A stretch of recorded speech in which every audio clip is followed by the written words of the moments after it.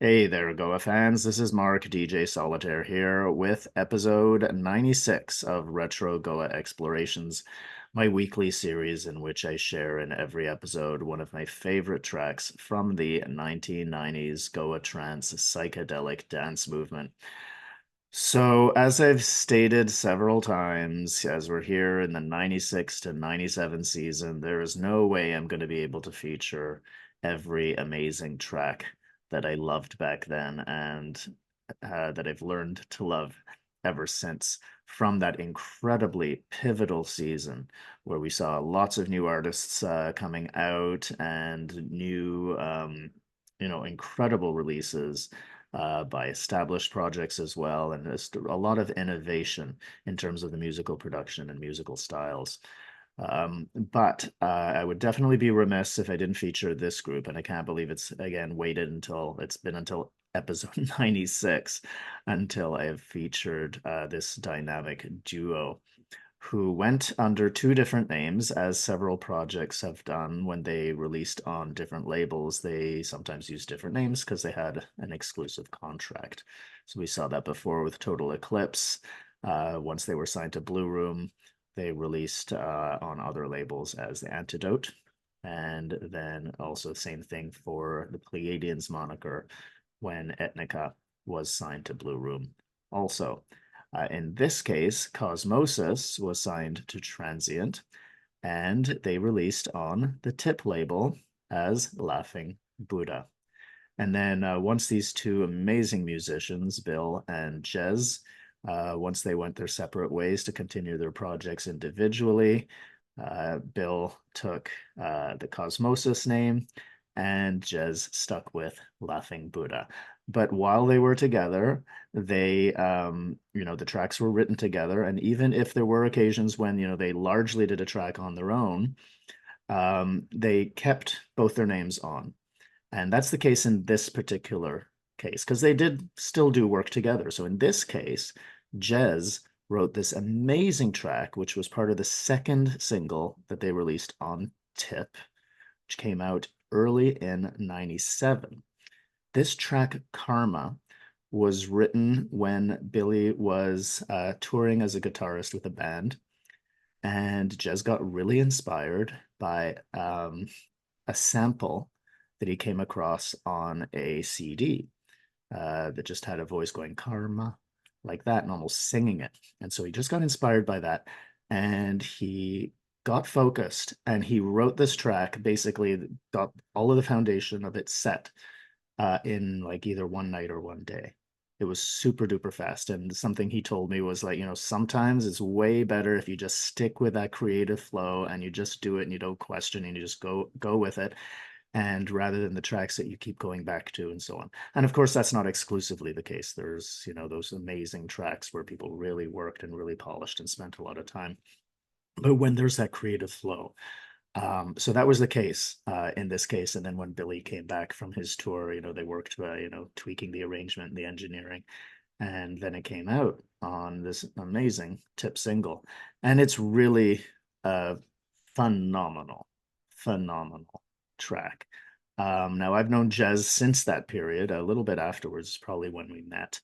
And we've been friends ever since. And we had a call this week in which he shared some amazing details, including some of what I've just told you, but there's more. So on go the glasses for what it is that I was unable to remember. And so this was done in his studio in Crouch End in London, where it was converted offices that used to be a warehouse. And as I stated, he wrote the track basically the bulk of it in a day while Billy was on tour, and then they worked on the arrangement together.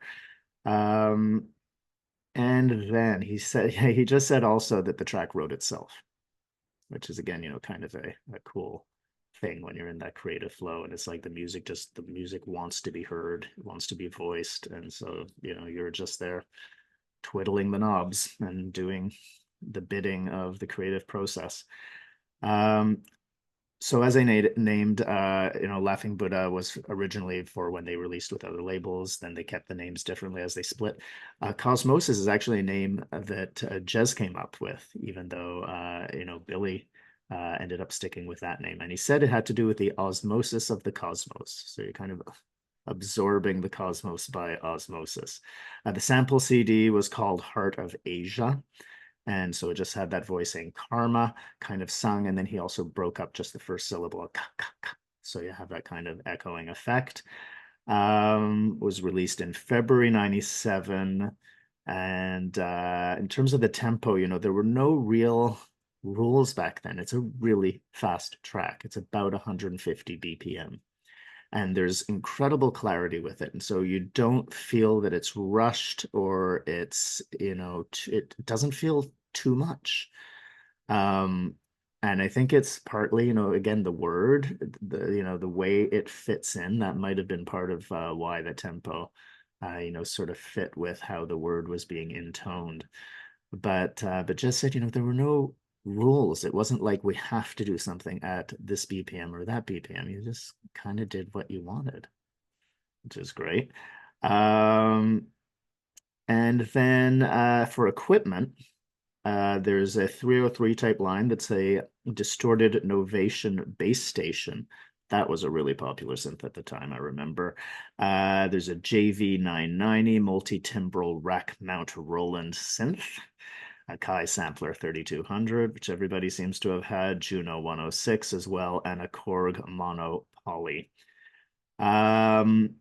There's something that I noted with the harmonies is that there's a perfect fifth. So when you get the main riff, there's a perfect fifth, and then it goes down to a diminished, right? And that's that devil's tritone that we've come across in several tracks, right? Which the church was not really big on. And there's also a diminished seventh. So it goes up to a diminished seventh, minor third, but a major second. So, you know, quite often we had those minor seconds, minor thirds. There's a major second, but a minor third. Perfect fifth, which is a normal fifth. It's not major or minor, just perfect. And then goes down one semitone. So it's a really evocative, moving harmony that I find, you know, it really hits some cool points, and it's really fast, but it just works beautifully. And the other geeky bit, there's a distorted lead. There's a bit where it goes backwards. And so what Jez did was he put the lead into the sampler and reversed it. So it starts going backwards. So see if you can spot where that is. I actually haven't noticed it yet. So pretty cool stuff. So thank you, Jez. Really wonderful to get all of these details. And this really is a real favorite track. I remember it making a big impression then, and it has every time I played it. This is the track where my set at ZNA in 2022, when I dropped this one, I think 4 or 5 tracks into my set, that's when everything just completely exploded. So so let's give this a listen, shall we?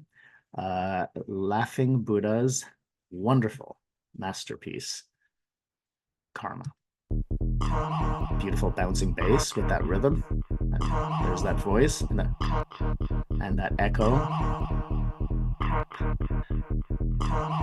Just that simple mantra-like thing, and then the kick comes in.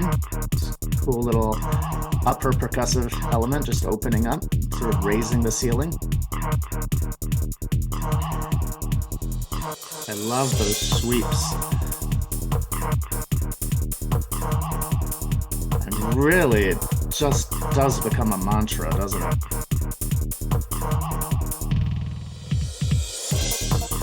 And now we get these, like, you know, wonderful figurations going up and down. Again, something that's just not nearly done enough these days with those harmonies.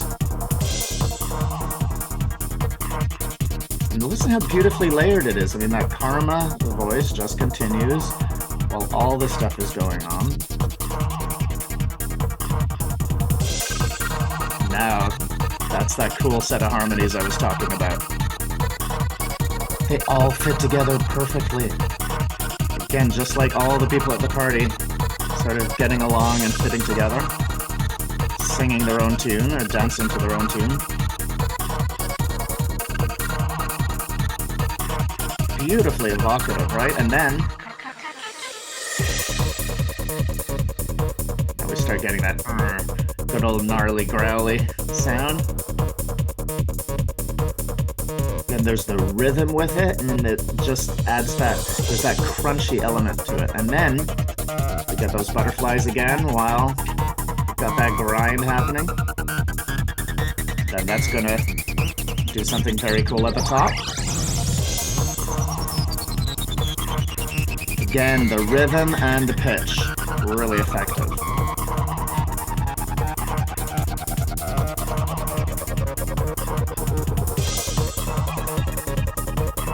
Now we get a variation on those notes.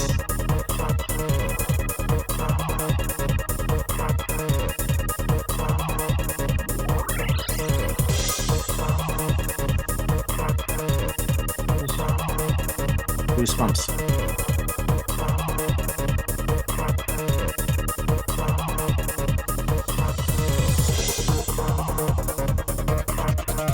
That karma repetition is just wild, how it just continues. I love that whoosh. Lovely mystical harmony there.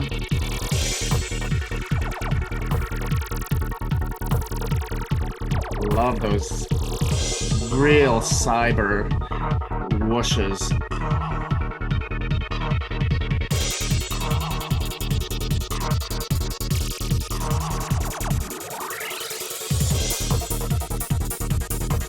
And it's building to something else as well. Just like you think there's like how much is going on.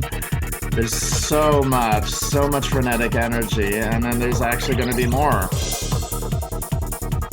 It's almost a little bit calmer now for what's about to come in.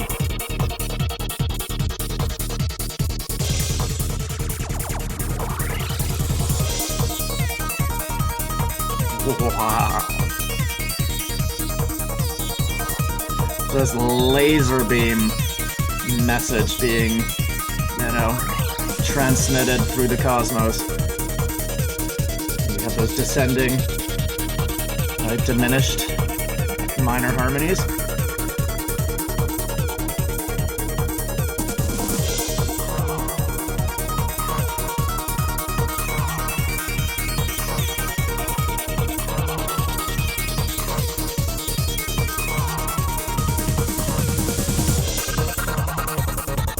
We're back to that beautiful initial harmony that goes up to that, minor seventh.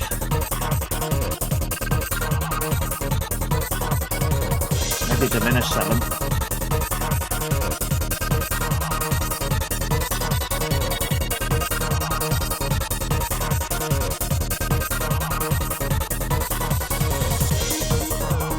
And this beautiful riff comes back again, this glorious, expansive, ecstatic energy.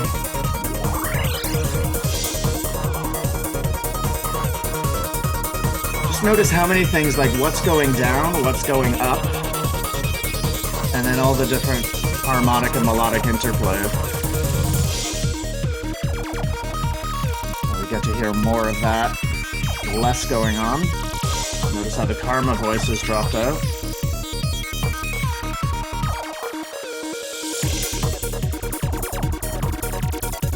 A little bit more choppy here, right? The articulation's more detached, more staccato.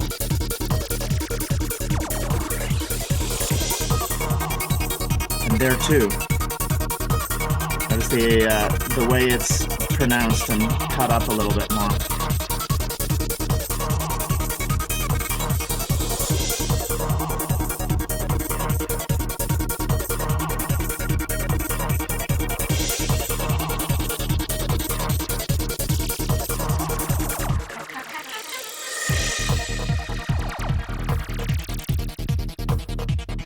Damn, this beautiful waves of evocative harmonies.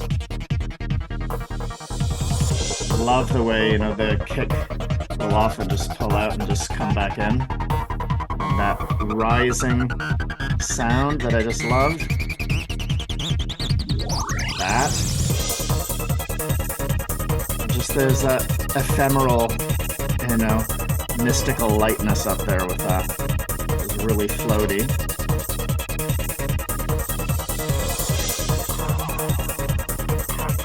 voice just keeps coming back.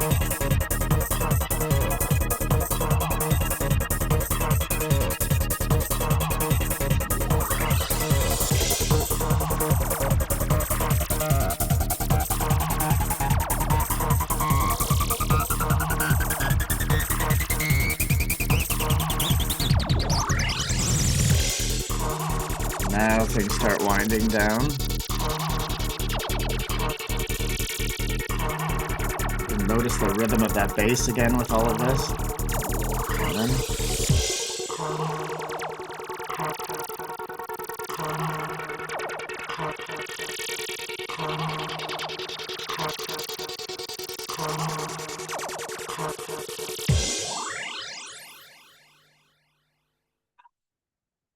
Holy moly. What a trip. I mean, it's amazing, isn't it? It is so fast, but with everything that's going on, it doesn't feel overwhelming. It's just got this rhythmic drive. There's that da, da, da, right? The rhythm of that karmic voice, and then the rhythm of the bass line, and then the wonderful, varied harmonic patternings with, there's at least three different kind of riffs going on there with different, chord relate like note relationships. And oof, boy, they all fit together so well. And again, that is the magic where, if they just put every single riff together all at once, like, they would fit. And so then there's this incredible story that happens where things, pull out and come back in, and then different ones are playing together. And it really is, as I've named in at least a couple of previous episodes, that this is like the experience on the dance floor where you're dancing with someone and then you move and you dance with someone else. And then, hey, maybe the three of you get together and you're dancing. And, there's this whole level of relationship. And then, how the story evolves. And it just sounds so natural. So it's not a boxy structure whatsoever. It's logical, but again, it was not externally imposed of like, oh, we should have 32 bars of something like this, and then we'll do a little break. There was no structure like that. The structure evolved from the story and from the innate connectivity of all of the different lines that, as just said, wrote himself. He just happened to be there to capture it so beautifully. So absolute masterpiece of a track. Absolutely love it. Glad I finally got to feature Jez and Billy, who really so many amazing tracks as Cosmosis and Laughing Buddha. The reason I haven't featured them before is I actually never got a copy of the Cosmosis album at the time. And so I'm sure I heard some of those tracks, but they didn't quite connect of like, oh yeah, this one is by whom. And so the previous tip single I did have from the previous season, I did get that. But this is the one that really, hit, and it still does. So time to listen to the whole track on its own. So I'll sign off here and leave it for you without commentary. I'm Mark DJ Solitaire, leaving you now with the wonderful creation by Laughing Buddha, Karma.